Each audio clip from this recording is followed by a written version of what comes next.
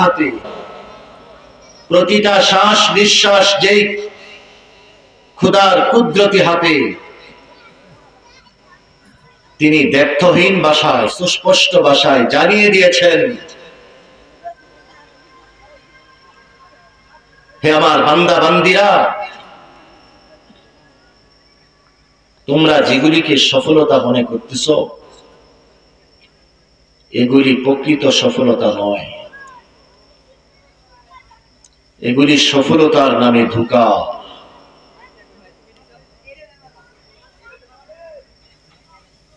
মরুভূমিতে যখন সূর্য ওঠে দূর থেকে দেখা যায় পানির ঢেউ খেলতেছে। একজন পিপাসিত ব্যক্তি যদি ওইটাকে পানি মনে করে ওই ঢেউয়ের দিকে দৌড়তে থাকে, তার জীবন শেষ হয়ে যাবে,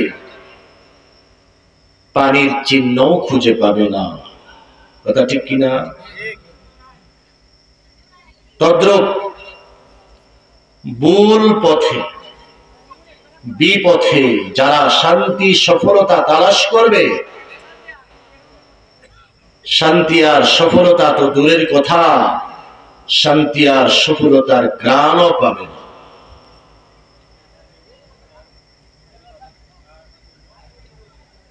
আমরা শান্তির জন্য মালের পিছনে দৌড়তেছি পাগলা ঘোড়ার মতো, ক্ষমতার পিছনে দৌড়তেছি পাগলা ঘোড়ার ন্যায়, দুনিয়ার চিজ আসবাবের পিছনে আমরা ছুটছি তো ছুটছি, উদ্দেশ্য কি? সফলতা। উদ্দেশ্য সফলতা। কিশোরগঞ্জের একজন মানুষ, নাম বলবে চিনবেন,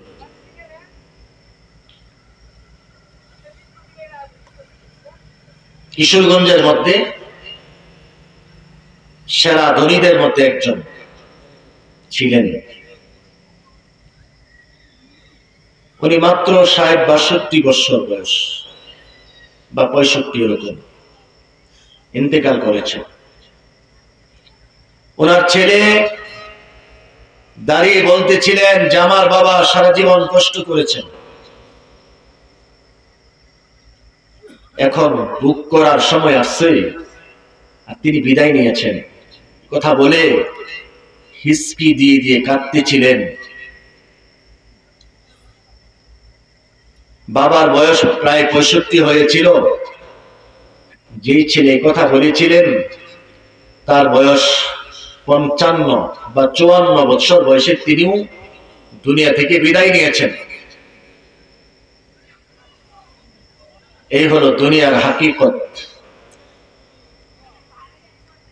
জালে দুনিয়া চুয়ারু সারাস্তাস্ত দরদরুজে শাওবেদি গরখাস্তাস্ত। জালে দুনিয়া চুয়ারু সারাস্তাস্ত দরদরুজে শাওবেদি গরখাস্তাস্ত। দুনিয়াটা হলো একটা বৃদ্ধ মহিলার মতো, যে সকাল বিকাল সাজগুজ করে শাড়ি বদলায়, আর সকালে একজনের হাতে বিকালে আরেকজনের হাতে চলে যায়।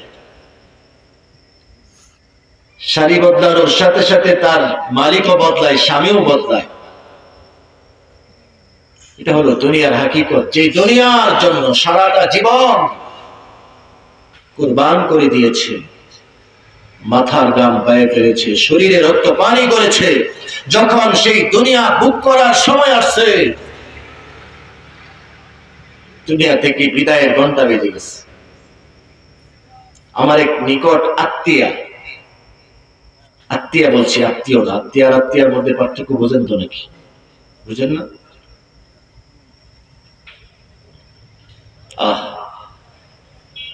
ভালো উন্নতি করেছে তার স্বামী, অল্প দিনে ৫ তলা বিল্ডিং করেছে, অনেক কিছু করেছে।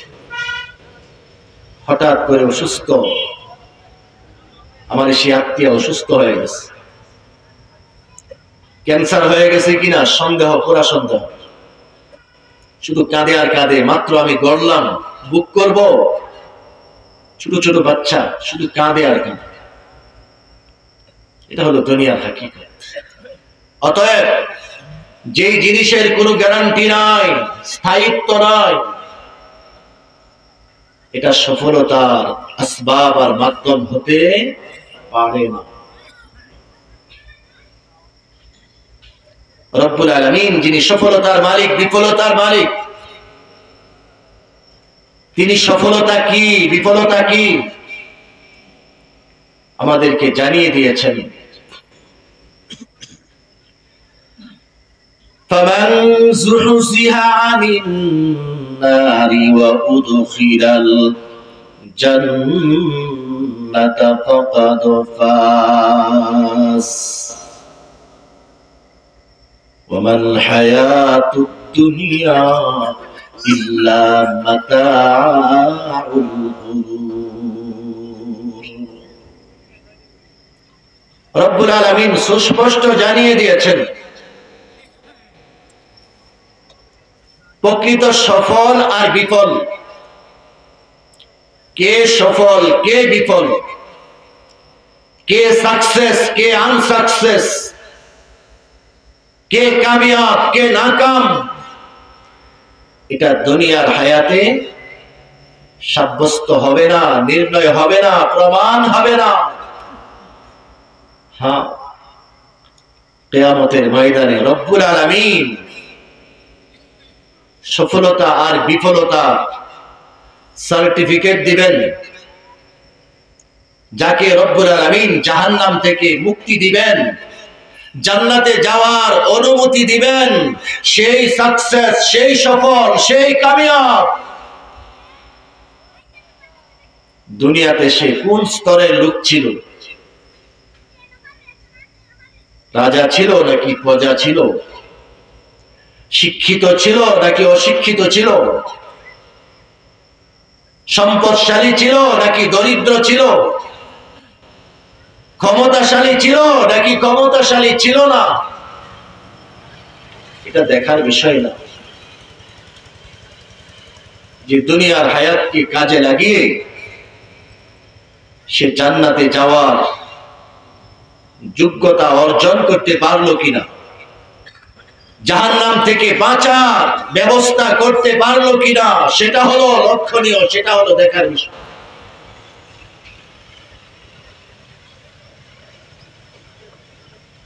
আমরা শান্তির জায়গা জান্নাতে যেতে চাই, জাহান্নাম থেকে বাঁচতে চাই। এটা আমাদের হায়াতের লক্ষ্য উদ্দেশ্য। আমাদের হায়াতের লক্ষ্য উদ্দেশ্য কি? জাহান্নাম থেকে বাঁচবো, জান্নাতে যাব। কারণ কি? জান্নাত আল্লাহর সন্তুষ্টির জায়গা। যাদের প্রতি আল্লাহ পাক সন্তুষ্ট হবেন তাদেরকে জান্নাতে দিবেন। জাহান্নাম আল্লাহর আযাব গজবের জায়গা। যাদের প্রতি আল্লাহ পাক অসন্তুষ্ট হবেন তাদেরকে জাহান্নামে দিবেন।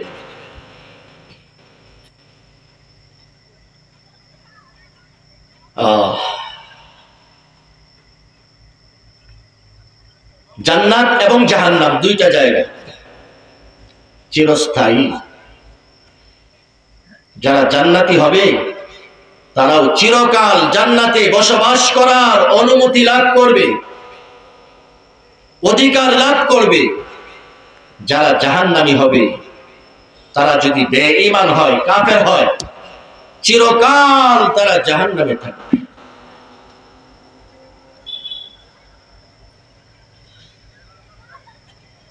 জান্নাতের নিয়ামত, জান্নাতের বুক বিলাস, জান্নাতের আরামায়েশ, জান্নাতের সুখ শান্তি কেমন হবে? আল্লাহ, কেমন হবে? এটা বোঝানোর যোগ্যতাও আমার নাই, বোঝার যোগ্যতাও কারো নাই। আল্লাহ পাক রব্বুল আলামিন হাদিসে কুদসির মধ্যে বলে দিয়েছেন, আ'আদতু লিইবাদিয়াস সালিহিন মা লা আইনুন রাআত ولا أذن سمعت ولا خطر على قلب بشر الله أكبر যে আমি আমার নেককার বান্দাদের জন্য, আমি আমার পরহেজগার বান্দাদের জন্য, আমি মুত্তাকিদের জন্য জান্নাতের মধ্যে এমন নিয়ামতের ব্যবস্থা করে রাখছি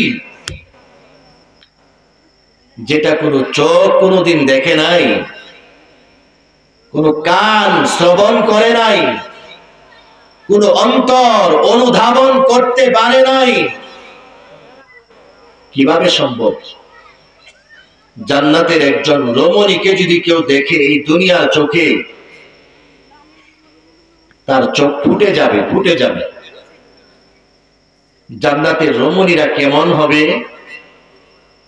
আল্লাহ পাক রব্বুল আলামিন জান্নাত এবং জাহান্নামকে সৃষ্টি করার পর জিবরাইল আলাইহিস সালামকে পরিদর্শন করার জন্য পাঠিয়েছেন। জিবরাইল আলাইহিস সালাম জান্নাতের পরিদর্শন করতেছিলেন, হঠাৎ এক জায়গায় সিজদায় পড়ে গিয়েছেন। আল্লাহ রাব্বুল আলামিন জিজ্ঞাসা করেন, জিবরাইল তুমি সিজদায় গেলে কেন? যে আল্লাহ আমি আপনার নূরের ঝলক দেখেছি। আল্লাহু আকবার।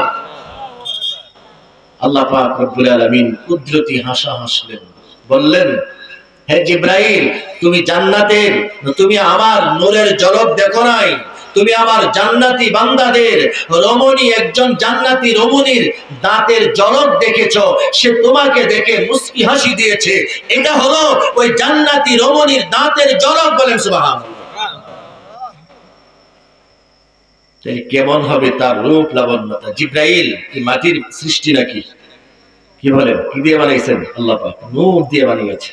সাইয়্যিদুল মালাইকা তিনিও জান্নাতি রমণীর দাঁতের ঝলক দেখে সিজদায় পড়ে গিয়েছেন। আল্লাহু আকবার। তাহলে সেই রমণীর রূপ লাবণ্যতা কেমন হবে এটা কি বোঝা সম্ভব? বোঝানো সম্ভব? কখন বুঝে আসবে? জান্নাতে ঢুকলে পরে। বলেন সুবহানাল্লাহ।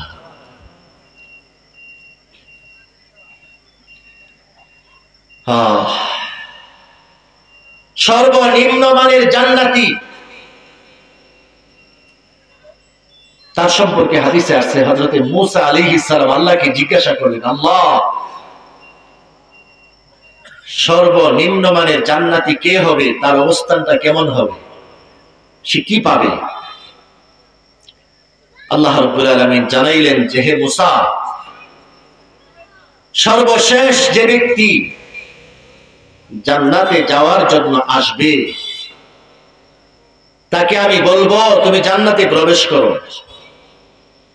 সে বলবে যে আল্লাহ সবাই তো নিজ নিজ বাসস্থান ঠিকানা গ্রহণ করে নিয়েছেন, আমার জন্য কি একটু জায়গা খালি আছেনি? আমি কি জান্নাতে একটু আশ্রয় পাবো, জায়গা পাবো? আল্লাহ পাক রব্বুল আলামিন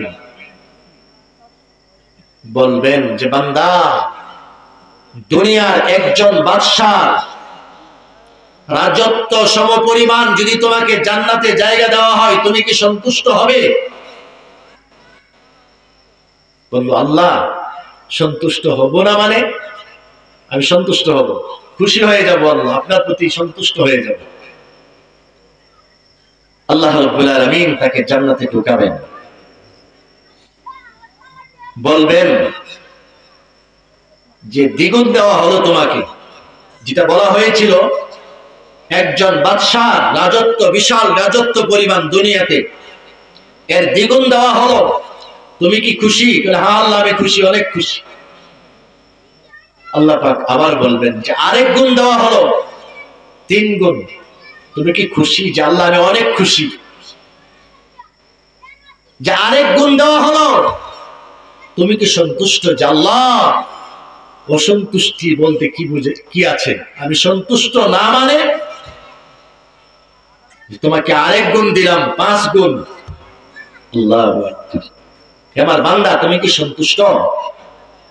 বলবে আল্লাহ আমি অনেক অনেক সন্তুষ্ট, আল্লাহ আমি কোনোদিন আপনার প্রতি আর অসন্তুষ্ট হব না।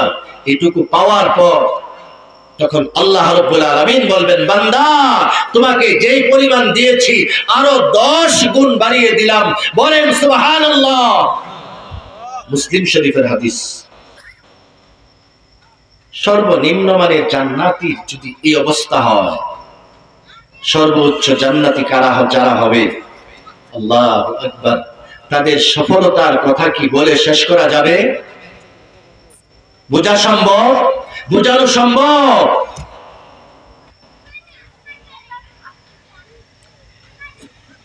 আল্লাহ রাব্বুল আলামিন 8টি জান্নাত বানিয়েছেন, 7টি জাহান্নাম বানিয়েছেন। প্রশ্ন হলো, জান্নাতের সংখ্যা বেশি কেন, জাহান্নামের সংখ্যা কম কেন? এর উত্তর হলো, আল্লাহর দয়া, অনুগ্রহ, রহমতের পরিমাণ আযাব গজবের চাইতে অনেক অনেক গুণ বেশি। বলেন সুবহানাল্লাহ।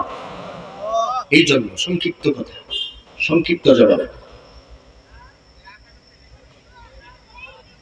8টি জান্নাতের মধ্যে রব্বুল আলামিন সর্বশ্রেষ্ঠ জান্নাত বানিয়েছেন জান্নাতুল ফিরদাউসকে। অন্যান্য জান্নাতের মধ্যে আল্লাহ রাব্বুল আলামিন ব্যবহার করেছেন একটা ইট রূপার আর একটা ইট স্বর্ণের। জান্নাতুল ফিরদাউসের মধ্যে রব্বুল আলামিন 3 ধরনের ইট ব্যবহার করেছেন। কয় ধরনের? 3 ধরনের। 3 ধরনের ধাতু দিয়ে আল্লাহ পাক জান্নাতের ইটগুলি বানিয়েছেন। লিবনাতুম মিন ইয়াকুতাতিন হামরা, লিবনাতুম মিন জামরাদাতিন খাদরা, ওয়া লিবনাতুম মিন লুলুআতিন বাইদা। জান্নাতের একটা ইট হবে লাল ইয়াকুতের, আরেকটা ইট হবে সবুজ রঙের জমরদ পাথরের, আরেকটা ইট হবে শুভ্র সাদা মণি মুক্তার। বলেন সুবহানাল্লাহ। কেমন দামি লাল ইয়াকুত, কেমন দামি জমরদ পাথর, আর কেমন দামি সেই মণি মুক্তা একমাত্র আল্লাহ পাক জানেন।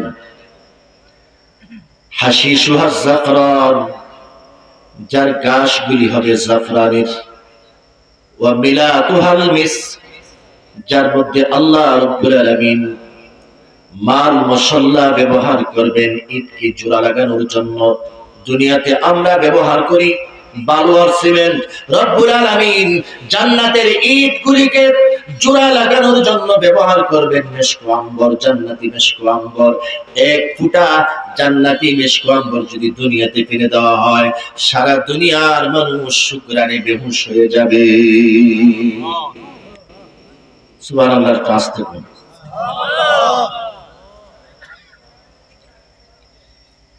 সাকফুহা আরশুর রহমান, যে জান্নাতের ছাদ হবে সরাসরি আল্লাহর আরশ আজিম। বলেন সুবহানাল্লাহ। যে জান্নাতকে রব্বুল আলামিন প্রতিদিন 5 বার করে সুসজ্জিত করতেছেন আল্লাহর নিজ দায়িত্বে। বলেন সুবহানাল্লাহ।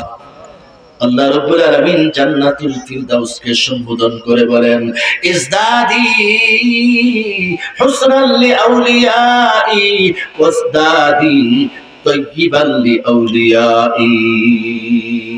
হে আমার জান্নাতুল ফিরদাউস, তুমি আমার বন্ধুদের জন্য সুসজ্জিত হয়ে যাও, শুকরানময় হয়ে যাও। বলেন সুবহানাল্লাহ। বেহেশত আযা কে আযারে নবাশদ, কসে রাবা কসে কারে নবাশদ। সেই জান্নাতে আমরা যাইতে চাই তো নাকি? কোন জান্নাতে? কোন জান্নাতে? কোন জান্নাতে? জান্নাতুল ফিরদাউস। আল্লাহর নবী বলেছেন, হে আমার উম্মতেরা, তোমরা যদি আল্লাহর কাছে চাও জান্নাতুল ফিরদাউস চাইবা।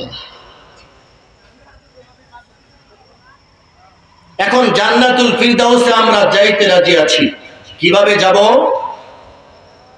কোরআনকে প্রশ্ন করেন। আল্লাহু আকবার। আল্লাহর নবী কোরআন রেখে গিয়েছেন আমাদের জন্য, কোরআন সুন্নাহ। তারাকতু ফিকুম আমরাইন লান তাদিল্লু মা তামাসসাকতুম বিহিমা কিতাবাল্লাহি ওয়া সুন্নাত রাসূলিহি। হে আমার উম্মতেরা, তোমাদের মুক্তির জন্য, তোমাদের সফলতার জন্য, তোমাদের কামিয়াবির জন্য আমি দুইটা আমানত রেখে গিয়েছি, কুরআন সুন্নাহ। কুরআন সুন্নাহ। সুন্নাহ কাকে বলে? রাসূলের ওই হাদিসগুলিকে যেগুলির উপর উম্মত আমল করতে পারে। কুরআন সুন্নাহ দুইটা আমানত আমি রেখে গিয়েছি তোমাদের জন্য। যতক্ষণ পর্যন্ত এই দুইটি আমানতকে তোমরা আঁকড়ে ধরে রাখবে, ততদিন পর্যন্ত তোমরা সিরাতে মুস্তাকিম, জান্নাতের রাস্তায় অবিচল থাকতে পারবে এবং জান্নাতের সার্টিফিকেট নিয়ে তোমরা কবরে ঢুকতে পারবে। মাঝখানে একটু কথা বলে ফেলাই। আমি বলবে, হুজুর তো বর্তমান সময়ের খবর রাখে না, শুধু আগের ওয়াজ করতেছে। ফিলিস্তিন, যে বক্তা ফিলিস্তিন সম্পর্কে কথা বলে না, এ ব্যাপারে অনেকে মন্তব্য করে, ঠিক না হুজুর? যে বর্তমান সময়ে প্রেক্ষাপটের কোন খবরই রাখে না। আলহামদুলিল্লাহ, আপনাদের মতো এত রাখতে পারি না, তবে যোগ্যতা অনুযায়ী সামান্য একটু রাখি, চেষ্টা করি রাখার জন্য। আমার ভাইয়েরা, বন্ধুরা, ফিলিস্তিনের মানুষকে কাফের বেঈমানরা, অভিশপ্ত ইহুদির দল শরীরের উপর আঘাত করে তাদেরকে জান্নাতি বানিয়ে দিচ্ছে। সুবহানাল্লাহ বলেন না? সরাসরি শরীরের উপর আঘাত করতেছে, করে তাদেরকে কি বানাচ্ছে? কথা বলে না, কি বানাচ্ছে? জান্নাতি। ولا تحسبن الذين قتلوا في سبيل الله أموات بل أحياء عند ربهم يرزقون। যারা আল্লাহর রাস্তায় শাহাদাত বরণ করে তাদেরকে তোমরা মৃত বলিও না, তারা জীবিত, তারা তাদের রবের কাছে আত্মাটা শরীর থেকে বের হওয়ার সাথে সাথে রিজিক প্রাপ্ত হয়। বলেন সুবহানাল্লাহ। সাধারণ জান্নাতীরা নির্দিষ্ট সময় পরে জান্নাতের নিয়ামত ভোগ করার সুযোগ পাবে, কিন্তু যারা আল্লাহর রাস্তায় শাহাদাত বরণ করবে, আত্মাটা শরীর থেকে আলাদা হওয়ার সাথে সাথে জান্নাতের নিয়ামত ভোগ করতে থাকবে। বলেন সুবহানাল্লাহ।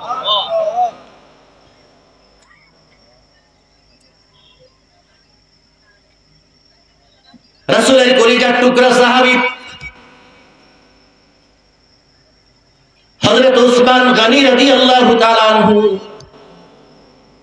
যার উপাধি ছিল জিন্নুরাইন, দুইজন নূরের অধিকারী, রাসূলের দুই কন্যার স্বামী ছিলেন রুকাইয়া এবং উম্মে কুলসুম। প্রথমে রুকাইয়াকে বিয়ে দিয়েছিলেন, তার ইন্তিকালের পর উম্মে কুলসুমকেও তার কাছে বিবাহ দিয়েছিলেন। বলেন সুবহানাল্লাহ। এই জন্য তাকে জিন্নুরাইন বলা হয়। দুই নূরের অধিকারী, জান্নাতের সুসংবাদ প্রাপ্ত অন্যতম সাহাবী, খুলাফায়ে রাশিদিনের অন্যতম ব্যক্তিত্ব। আল্লাহু আকবার।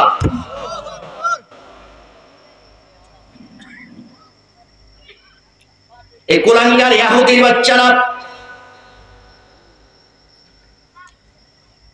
তখন থেকে ষড়যন্ত্র শুরু করেছিল ইসলামের বিরুদ্ধে। কুলাঙ্গার আব্দুল্লাহ ইবনে সাবা ইহুদি গুন্ডা, ইহুদি খবিস, কমবক্ত বদমাইশ, সে ইসলামের লিবাস ধারণ করেছিল, পাগড়ি পরেছিল, জুব্বা পরেছিল, দাড়ি রেখেছিল, বুঝেন নাই? হাতে লাঠি নিয়েছিল আর প্রচার করত উসমান রাদিয়াল্লাহু তাআলা আনহু, যিনি 12 বছরের উপরে রাজত্ব করেছেন ইনসাফের সাথে, ন্যায় নিষ্ঠার সাথে, তার ব্যাপারে রাসূলের কলিজার টুকরা সাহাবী, জান্নাতি সাহাবীর ব্যাপারে অপপ্রচার চালিয়েছিল। যে সে খায়েন খিয়ানত করতেছে, নাউজুবিল্লাহ। বিভিন্ন ধরনের অভিযোগ এনে তার বিরুদ্ধে বিশাল এক শক্তি অর্জন করে মদিনার উপর হামলা করে মদিনা দখল করে নিয়েছিল। উসমান গনি রাদিয়াল্লাহু তাআলা আনহুকে গৃহবন্দী করে রেখেছিল। দীর্ঘ 40 দিন পর হযরত আলী রাদিয়াল্লাহু তাআলা আনহু বিকাল বেলা আসরের আগে জোহরের নামাজের পরে উসমান গনি রাদিয়াল্লাহু তাআলা আনহু কাছে গেলেন। যে চোখের পানি ছেড়ে কাঁদতেছেন যে হে আমিরুল মুমিনিন, আপনার সাথে কি আচরণ হচ্ছে আপনি তো জানেন। আপনি তো আমিরুল মুমিনিন, আমিরুল খুবাসা, মদিনা দখল করেছে, আপনার এই কাণ্ড ঘটিয়েছে, আপনাকে গৃহবন্দী করে রেখেছে, আমরা আর বরদাস্ত করতে পারতেছি না, একটু অনুমতি দেন, এদেরকে উপযুক্ত শিক্ষা দিই আমরা। উসমান গনি রাদিয়াল্লাহু তাআলা আনহু বলেছিলেন যে আমি চাই না আমার কারণে মদিনাতে রাসূলের যে জায়গায় বিচরণ করেছেন, আল্লাহর নবীর পা মোবারক যেখানে লেগেছে সেখানে রক্তপাত হোক, এটা আমি চাই না। মনে হয় আপনি ক্লান্ত শ্রান্ত ক্ষুধার্ত। যে হ্যাঁ, আমি ক্ষুধার্ত ছিলাম, আমি ক্লান্ত শ্রান্ত ছিলাম, কিন্তু এখন আর নেই, এখন আমার আনন্দের সময় গড়িয়ে আসছে। আল্লাহু আকবার। হে ভাই আলী, জোহরের নামাজের পর আমি কিছুক্ষণ কাইলুলা করেছিলাম। আল্লাহর নবী রাহমাতুল লিল আলামিন আমার কাছে আসলেন।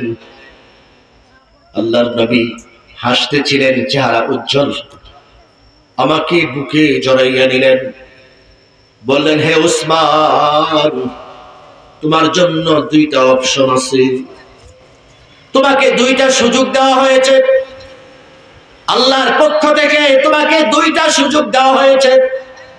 এক হলো তুমি তাদের বিরুদ্ধে যদি বদ্ধ করো, আল্লাহ রাব্বুল আলামিন এদেরকে মাটির নিচে দছিয়ে দিবেন, ষড়যন্ত্রকারীদেরকে, এই ইহুদিবাদকে, এই খবিসদেরকে মাটির নিচে দছিয়ে দিবেন, এদেরকে ধ্বংস করে দিবেন। আর যদি তুমি সবর করো, ধৈর্য ধারণ করো, এটা দ্বিতীয় রাস্তা, তাহলে আল্লাহ রাব্বুল আলামিন তোমাকে সুসংবাদ দিয়েছেন, তোমার দুনিয়া থেকে বিদায় নেওয়ার সময় ঘনিয়ে আসছে। ইনশাআল্লাহ তুমি তো রোজা রেখেছো, তুমি তো রোজা রেখেছো, আজকে এই সন্ধ্যায় আমার সাথে তুমি জান্নাতের দস্তরখানে তুমি, আল্লাহু আকবার, আলমে বলছো কি জান্নাতের বাগানে তুমি আমার সাথে ইফতারি করবে, বলেন সুবহানাল্লাহ। হে ভাই আলী, আমি দ্বিতীয়টা গ্রহণ করে নিয়েছি।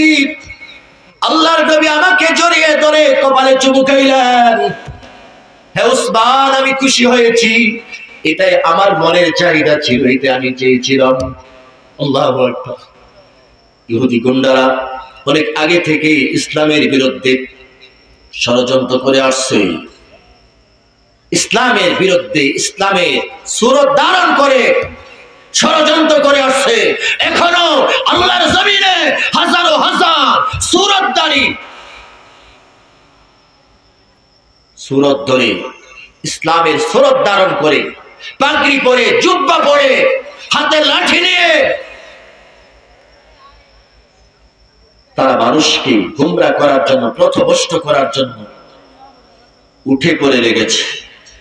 যে কথা বলতেছিলাম, ফিলিস্তিনের মুসলিমের উপরে তারা হামলা করতেছে, সরাসরি শরীরের উপর হামলা করে তাদেরকে শহীদ করে দিচ্ছে, তারা নিশ্চিত জান্নাতি। কিন্তু এই খবিসের দল, এই কুলাঙ্গারের দল, এই বিশ্ব সন্ত্রাসীর দল আপনার আমার ব্যাপারে চোখ বুজে রাখে নাই। আপনার আমার ব্যাপারে এমন ষড়যন্ত্র করতেছে, আপনাকে আমাকে বেঈমান করে, ঈমান হারা করে দুনিয়া থেকে বিদায় করার আন্তর্জাতিক ষড়যন্ত্র দ্বারা করতেছে। মালিক ভাই বললেন, আমার ছোট ভাই, আদরের স্নেহের ছোট ভাই, হিজবুত তৌহিদ, খুব সুন্দর নাম না? এরকম আরো অনেক নামে বেনামে তারা ইসলামের বিরুদ্ধে অপপ্রচার চালাচ্ছে, উলামায়ে কেরামের বিরুদ্ধে অপপ্রচার চালাচ্ছে। কোরআন হাদিসের বিরুদ্ধে কথা বলার দরকার নাই।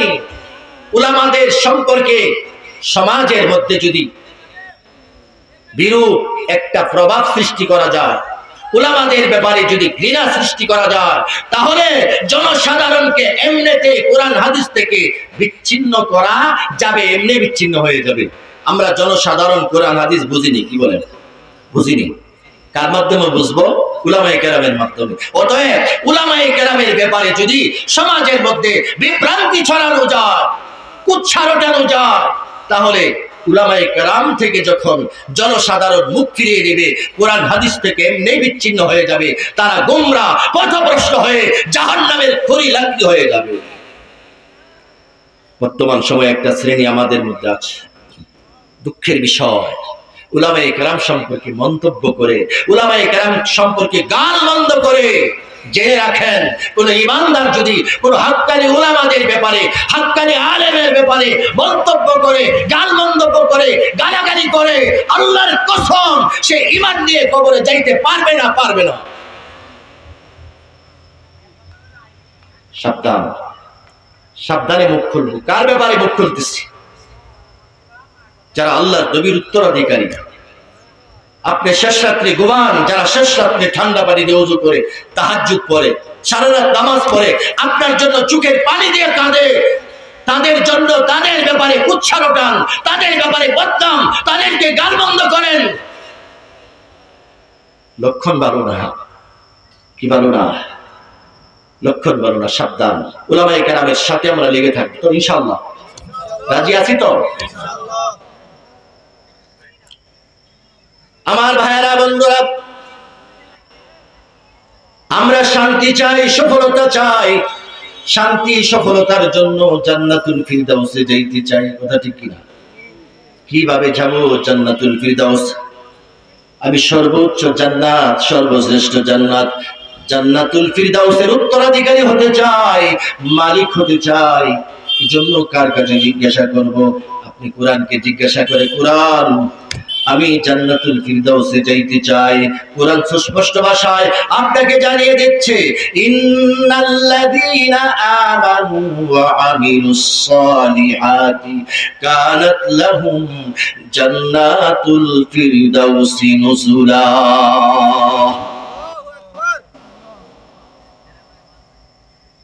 নিশ্চয় যারা ঈমান আনবে, নিশ্চয় যারা ঈমান গ্রহণ করবে। কেমন ঈমান? কেমন ঈমান? হিজবুত তাওহীদের ইমামের মতো ঈমান নয়, মাইজবান্ডারির মতো ঈমান নয়, দেওয়ানবাগীর মতো ঈমান নয়, বন্ডতের মতো ঈমান নয়, আত্রশিওয়ালাদের মতো ঈমান নয়। আমার ঈমান আমি বান্ডারির সাথে মিলাবো না, আমার ঈমান আত্রশির সাথে মিলাবো না, আমার ঈমানকে দেওয়ানবাগীর সাথে মিলাবো না, আমার ঈমানকে কোনো ব্যক্তির সাথে মিলাবো না। আমার ঈমানকে মিলাবো রাসূলের সাহাবীগণের সাথে। বলেন সুবহানাল্লাহ। আমিনু কামা আমানান নাস। আল্লাহ রাব্বুল আলামিন জানিয়ে দিয়েছেন কার সাথে আমাদের ঈমানকে মিলাতে হবে। আল্লাহু আকবার। আমিনু কামা আমানান নাস। সমস্ত মুফাসসিরিনে কেরাম একমত, ঐক্য। এখানে নাস বলতে সাহাবায়ে কেরাম, যারা রাসূলের হাতে গড়া, রাসূলের হাতে গড়া ছাত্র সাহাবী, জান্নাতের সার্টিফিকেট প্রাপ্ত। আল্লাহু আকবার। যাদেরকে আল্লাহর নবী ঈমানের মডেল বানিয়েছেন, যাদেরকে আল্লাহর নবী ঈমানের নক্ষত্র বানিয়েছেন। as-sahabatu kan-nujum bi-ayyihim iqtadaytum ihtadaytum। আমার প্রত্যেকটা সাহাবী হকের মাপকাঠি। যে কোনো একজন সাহাবীর জীবন আদর্শকে অনুসরণ করবা তো জান্নাত পেয়ে যাবে। এখন প্রশ্ন করতে পারেন, অনেক সাহাবী বা সাহাবিয়া তো গুনাহ করছে, বেবিচারে লিপ্ত হয়েছে, রজম মারা হয়েছে, এর আবার আদর্শ কেমনে হয়? সংক্ষিপ্তভাবে বলতেছি যে একজন গুনাহগারের জন্য, একজন নাফরমানের জন্য, যেই সাহাবী গুনাহ করার পর নির্ভেজাল খালেস তওবা করেছে, কেমন তওবা? একজন সাহাবী রাসূলের কাছে আসছেন, ইয়া রাসূলুল্লাহ, ইয়া হাবিবাল্লাহ, আমি নফস শয়তানের দুকায় পড়ে ব্যভিচারে লিপ্ত হয়েছি, আমার পেটের মধ্যে বাচ্চা। ইয়া রাসূলুল্লাহ, ইয়া হাবিবাল্লাহ, কুরআনের হুকুম, কুরআনের বিধান আমার উপরে বাস্তবায়ন করেন, আমাকে পুতক পবিত্র করে দেন। ইয়া রাসূলুল্লাহ, দুনিয়াতে আমি শাস্তি পাইতে চাই, এর প্রায়শ্চিত্ত আমি দুনিয়াতে ভোগ করতে চাই, আমি আখিরাতে কিয়ামতের ময়দানে আল্লাহর আদালতে দোষী হয়ে উঠতে চাই না। আল্লাহ রাসূল বললেন, তোমার পেটে তো বাচ্চা, তুমি গুনাহগার, নাফরমান, কিন্তু বাচ্চাটা তো নিষ্পাপ। নিষ্পাপ না?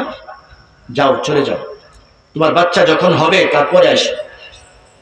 জিকির করি লা ইলাহা